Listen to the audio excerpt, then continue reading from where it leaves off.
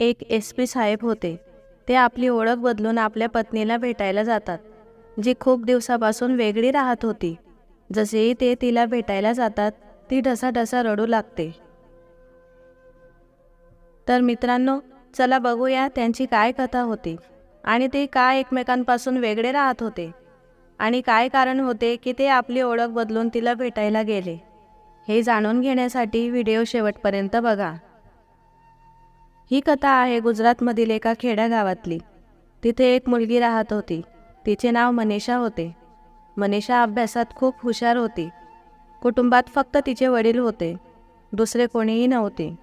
मनीषा शिकत होती आणि तिच्या वडिलांची अशी इच्छा होती की तिने शिकून नोकरी करावी. कारण तिच्या वडिलांनाही नोकरी होती, त्यामुळे त्यांचं आयुष्य खूप चांगले चालले होते. म्हणून त्यांची अशी इच्छा होती की आपल्या मुलीचे भविष्यही चांगले असावे. त्यामुळे मनीषा खूप मन लावून अभ्यास करते आणि तिला एके दिवशी त्याचे फळ मिळते. ती एका बँकेत क्लर्क म्हणून नोकरीला लागते. नोकरीला लागल्यानंतर आता तिच्या वडिलांना तिच्या लग्नाची काळजी वाटू लागली, कारण ती आता तरुण दिसत होती. आजूबाजूची लोक आणि नातेवाईकही विचारपूस करू लागले होते. त्यामुळे मनीषाचे वडील आता तिच्यासाठी स्थळ शोधू लागले. जवळच्या शहरात त्यांना एक स्थळ मिळाले. मुलाचे नाव शरद होते. शरद एक सायबर कॅफे चालवत होता. अभ्यासात तोही हुशार होता, मेहनती होता. त्यालाही अभ्यास करून काहीतरी मोठे बनायचे होते. मनीषाचे वडील शरदला पाहतात आणि जावई म्हणून पसंत करतात. घरी जाऊन शरदबद्दल मनीषाला सांगतात. वडिलांच्या सांगण्यावरून मनीषा लग्नासाठी तयार होते आणि त्यानंतर दोघांचे खूप ताटामाटात लग्न पार पडते. लग्नानंतर ते दोघेही खूप आनंदात राहतात. मनीषा तिच्या सासूसासऱ्यांनाही खूप व्यवस्थित सांभाळते, त्यांचा आदर करते आणि त्यांची सेवाही करते आणि त्यासोबतच ती बँकेमध्ये नोकरी करत होती. अशा प्रकारे दिवसाआड दिवस निघत गेले.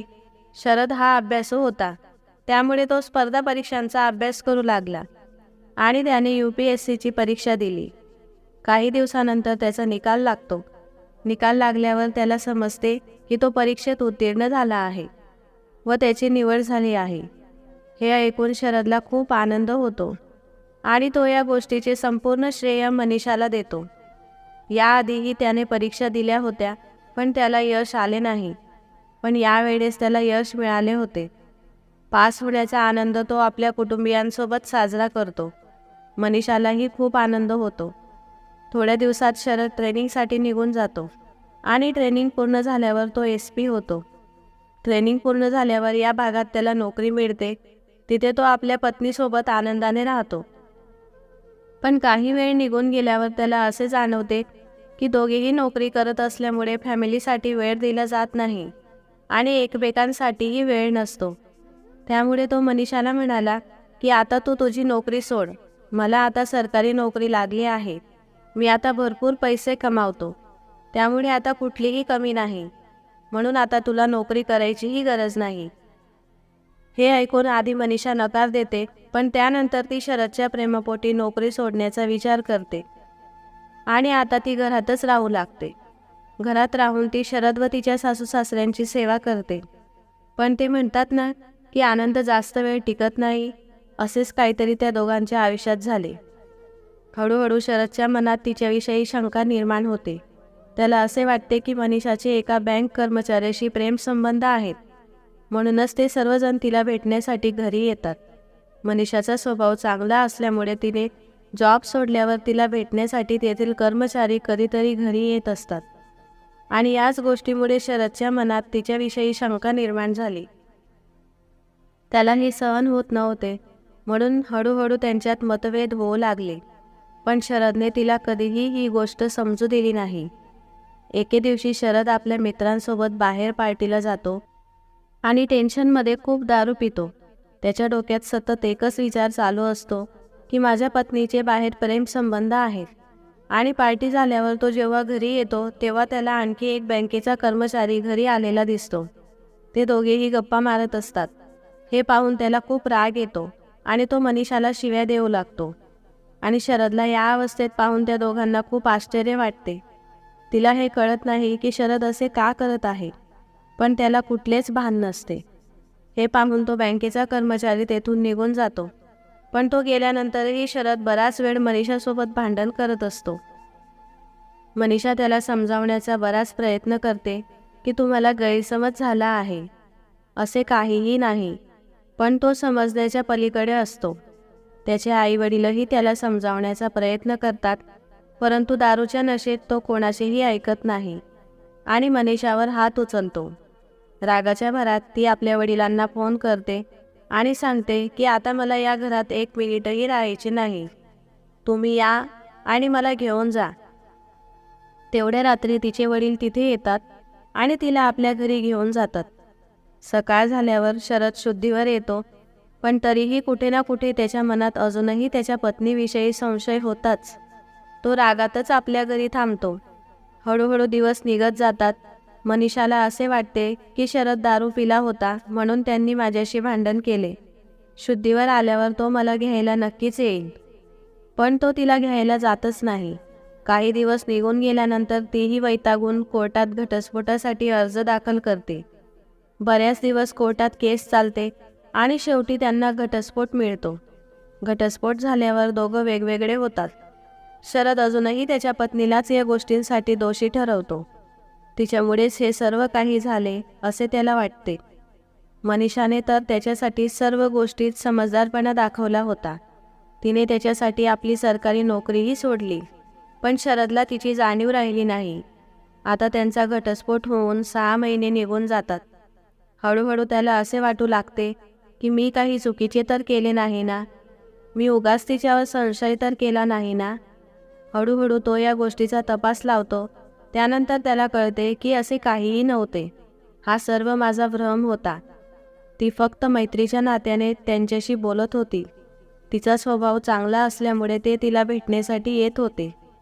पण त्याचा घमंड त्याचा आडवी येतो व तो विचार करू लागतो की ती जर चुकीची नव्हती तर तिने असे सोडून जायला नको होते. सकाळ होण्याची वाट पाहायला हवी होती. मी शुद्धीवर आल्यावर तिने मला समज घालायला हवी होती. त्याच्या अशा स्वभावामुळे तो अजूनही तिला भेटायला जात नाही. मनीषा आता तिचा पूर्ण वेळ घरातच घालवते. हळूहळू वेळ निघत जातो.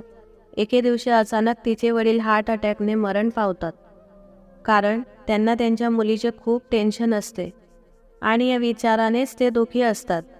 आता तिचे काय होणार, ती कशी राहील. त्यांनी बऱ्याच वेळा मनीषाला समजावण्याचा प्रयत्न केला की तू दुसरे लग्न कर, पण तिने नकार दिला. तिला दुसरे लग्न करायचे नव्हते. ती तिच्या वडिलांना म्हणायची की लग्न एकदाच होते आणि माझे लग्न झाले आहे, मी पुन्हा लग्न करणार नाही. अचानक तिचे वडील वारल्यानंतर ती एकटी पडते. तिला काही सुचत नाही, कारण त्यांचे घर तिच्या वडिलांच्या पेन्शनवर चालत होते. तिने भरपूर वेळा आपली नोकरी परत मिळवण्याचा प्रयत्न केला, पण सरकारी नोकरी कधीही पुन्हा मिळत नाही. ती तर नशिबाची गोष्ट असते. वडिलांच्या पेन्शनवर तिचा उदरनिर्वाह चालत असे. आता यानंतर मनीषा खूप अस्वस्थ होते, कारण तिचे वडील वारले होते आणि घरात असलेल्या थोड्या पैशातून ती तिच्या घराचा खर्च चालवत होती. आता तिला वाटतं की हा वेळ घालवायचा मार्ग नाही. मग ती त्याच गावातील चौकात चहाचे दुकान उघडते. चहाच्या दुकानात जास्त पैसे खर्च होत नाही. तिच्याकडे असलेल्या थोड्या बचतीतून ती तिथे चहाचे दुकान सुरू करते. ते दुकान चौकात होते आणि गावकरीसुद्धा चहा प्यायला चौकात यायचे आणि जो कोणी नवीन त्या गावात आला त्या दुकानात चहा प्यायला यायचा. हळूहळू मनीषाचे चहाचे दुकान सुरळीत चालू होते. शरद आपला राग मनात धरून बसतो आणि हळूहळू दोघांचा घटस्फोट होऊन 4 वर्षे उलटून जातात. आता 4 वर्षांनी शरदला अचानक लग्नाचं आमंत्रण येते. तो त्या लग्नाला पोहोचतो. तिथे गेल्यावर त्याला लग्नाचे वातावरण दिसते आणि लग्नाचे वातावरण पाहताच त्याला आपल्या उद्ध्वस्त संसाराची आठवण येऊ लागते. तो विचार करतो की मी किती वाईट आहे. माझ्या स्वतःच्या एका लहानशा संशयामुळे मी माझे कुटुंब नष्ट केले. यानंतर तो तिथे बसून लग्न पाहतो. पुजारी लग्नाचे आयोजन करत होते आणि तिथे त्याला पुन्हा 7 फेऱ्यांचे 7 नवस आठवले. ते पाहून त्याचे मन भरून येते व तो अचानक लग्न सोडून थेट आपल्या घरी येतो. तिथे आल्यानंतर तो त्याच्या खोलीत बेडवर एकटा पडला होता आणि झोपताना त्याच्या डोळ्यातून अश्रू येऊ लागले. तो विचार करू लागतो की मी माझ्या पत्नीसोबत खूप चुकीचे वागलो आहे आणि मला ते करायला नको होते. मग तो विचार करतो, ठीक आहे, काही हरकत नाही, मी माझ्या पत्नीला भेटायला जाईन आणि तिला पुन्हा घेऊन येईन. पण तेवढ्यात त्याच्या मनात एक विचार आला. त्याला वाटते की 4 वर्ष उलटून गेली आहेत. 4 वर्षात तिने दुसरे लग्न केले असावे. हळूहळू रात्रभर असाच विचार करत सकाळ होते आणि म्हणून शरदने ठरवले की तो आपल्या पत्नीला भेटायला जाईल. मी प्रथम तिच्याबद्दल जाणून घेईन, ती कशी राहते आणि तिने दुसरे लग्न केले आहे का. पहाटे त्याचा ड्रायव्हर येतो जो त्याला घ्यायला आला होता. त्यामुळे शरद त्याची वैयक्तिक गाडी घेऊन ड्रायव्हरला म्हणाला, चल माझ्यासोबत बाजारात, मला काही काम आहे. त्याचा ड्रायव्हर त्याची सरकारी कार तिथेच उभी करून त्याला त्याच्या वैयक्तिक कारमध्ये बाजारात घेऊन जातो. बाजारात गेल्यानंतर तो स्वतः सलूनमध्ये जातो व त्याची वेशभूषा बदलायला सांगतो आणि त्याला चांगले कपडे घालण्यास सांगतो, जेणेकरून त्याला कोणीही ओळखू नये. त्यांनी त्याला इतके चांगले तयार केले की शरद अजिबात ओळखला जात नव्हता. आता यानंतर तो त्याच्या ड्रायव्हरसोबत बसतो आणि सासरच्या घरी निघून जातो. जाताना त्याच्या मनात अनेक गोष्टींचा विचार चालू होता. माझी पत्नी कशी असेल, ती कोणत्या स्थितीत असेल. वेळ हळूहळू जातो. कालांतराने त्याची गाडी त्या गावाबाहेर पोहोचते. आता त्याची गाडी गावाबाहेर पोहोचताच त्याला चहा प्यावासा वाटला, कारण सकाळी उठल्यावर त्याने ना काही खाल्ले ना काही प्यायले होते. तो आपल्या बायकोला भेटण्यासाठी इतका आतुर झाला की तो काही खाणेपिणेही विसरला. मनीषाचं चहाचं दुकान तिथेच होतं, म्हणून तो खाली उतरतो आणि खाली उतरल्यावर तो त्या चहाच्या दुकानात पोहोचतो आणि तितक्यात मनीषाला त्या चहाच्या दुकानात पाहतो. तेव्हा त्याला आश्चर्य वाटतं आणि तो खूप अस्वस्थ होतो. त्याच्या चेहऱ्यावर निराशा स्पष्ट दिसत होती. पण मग तो विचार करतो, काही हरकत नाही, मी इथे आधी चहा घेईन आणि मग तिच्याशी बोलेन. त्यानंतर तो मनीषाला ऑर्डर देतो, माझ्यासाठी 2 चहा करा, एक माझ्यासाठी आणि एक माझ्या ड्रायव्हरसाठी. आता जेव्हा मनीषाला शरदचा आवाज ऐकू येतो तेव्हा ती पूर्णपणे स्तब्ध होते. पण शरदचा वेश पाहताच ती गोंधळून जाते. तिला वाटतं की तो शरदही असू शकतो, पण त्याच्या वयावरून तो शरदच असेल असं वाटत नाही, कारण शरदने केलेला अवतार पाहता ही व्यक्ती बऱ्यापैकी म्हातारी आहे असे तिला वाटले. मग मनीषा असा विचार करते की काही फरक पडत नाही, कदाचित त्याचा आवाज माझ्या नवऱ्याचा आवाजासारखा आहे आणि म्हणूनच मला असे वाटले. मग मनीषा 2 कप चहा बनवते, एक शरदला देते आणि ड्रायव्हरला देते. आता यानंतर शरद मनीषाकडे बघत बसला होता आणि मनीषाच्याही हे लक्षात आले. मग अचानक तिला संशय येतो.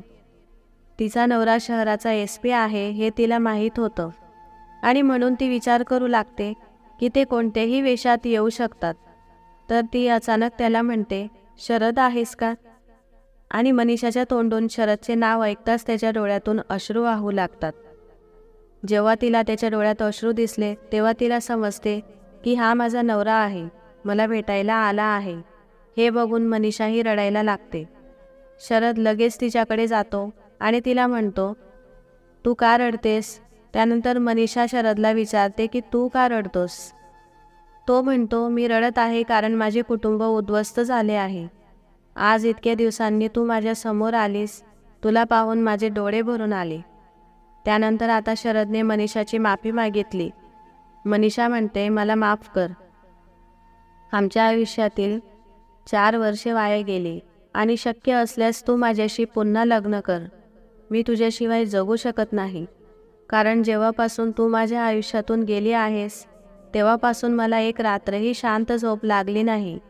आता मनीषाने हे ऐकल्यावर ती शरदला टोमणे मारते आणि म्हणते की तुला इथे येण्याची काय गरज होती? तुझ्या नजरेत मी चारित्र्यहीन आहे. यानंतर शरदने पुन्हा तिची माफी मागितली. तुझा आणि माझा घटस्फोट झाल्यानंतर मी काही तपास केला आणि तपास केल्यानंतर मला समजले की मी तुझ्याबद्दल जे काही विचार करत होतो ते चुकीचे होते. आता हे ऐकताच तिलाही बरे वाटू लागले. तिला वाटतं ठीक आहे, त्याला सत्य कळलं आहे. शरद तिला समजवण्याचा खूप प्रयत्न करतो आणि मनीषा देखील त्याच्या म्हणण्याशी सहमत झाली आहे. त्यामुळे शरदने मनीषाला सोबत गाडीत बसवले आणि म्हणतो, चल घरी जाऊ, मला तुझ्या वडिलांचीही माफी मागायची आहे. त्यानंतर मनीषा त्याला सांगते की वडिलांचे खूप पूर्वी निधन झाले आणि त्यामुळे तिला चहाचे दुकान उघडावे लागते. हे ऐकून शरद आणखीनच निराश झाला. पण नंतर मनीषा शरदला समजावून सांगते की त्या गोष्टीचा काही फरक पडत नाही. आता जे काही झाले आहे ते सोड, तू पश्चाताप करू नको. जे व्हायचे ते झाले. कायद्यानुसार आम्ही दोघे एकमेकांपासून वेगळे झालो आणि त्यानंतर दोघेही एकमेकांना वचन देतात की ते आयुष्यात कधीही एकमेकांपासून वेगळे होणार नाहीत आणि एकमेकांवर प्रेम करू. त्यानंतर शरद तिला गाडीत बसवतो आणि मंदिरात घेऊन जातो. तिथे गेल्यावर पुन्हा लग्न करतो. लग्नानंतर तो तिला सोबत घेऊन त्याच्या घरी जातो. मनीषाला तिथे येताना त्याच्या आईवडिलांनी पाहताच त्यांच्याही डोळ्यात पाणी येते, कारण शरदच्या आईवडिलांनी त्याला खूप समजावलं होतं. पण शरदचा अभिमान त्याच्या डोक्यात चढत होता आणि त्यामुळेच त्याने मनीषाला घटस्फोट दिला. कारण शरदच्या आईवडिलांच्या नजरेत मनीषा ही खूप चांगली सून होती. तिने त्यांचा आदर केला व त्यांची चांगली काळजी घेतली. यानंतर संपूर्ण कुटुंब त्या घरात आनंदाने राहते. शरद ड्युटीला जातो. मनीषा संपूर्ण कुटुंबाला व्यवस्थित ठेवते आणि घराची चांगली काळजी घेते. तर मित्रांनो, एका छोट्याशा गैरसमजामुळे एकमेकांपासून विभक्त झालेल्या शरद आणि मनीषा यांची ही कथा होती. पण नियतीच्या मनात काही वेगळेच होते आणि त्यामुळेच ते पुन्हा एकत्र आले. तुम्हाला या कथेबद्दल काय वाटते हे कमेंट बॉक्समध्ये लिहू शकता आणि लोकांसोबत शेअर करू शकता. मित्रांनो, या कथा सांगण्याचा उद्देश कोणाला त्रास देणे हा अजिबात नाही. या कथा तुम्हाला सांगितल्या आहेत जेणेकरून तुम्ही यातील काही कथा जाणून आपल्या जीवनात लागू करा. भेटूया पुढच्या व्हिडिओमध्ये एका नवीन विषयासह. तोपर्यंत जय हिंद, जय भारत.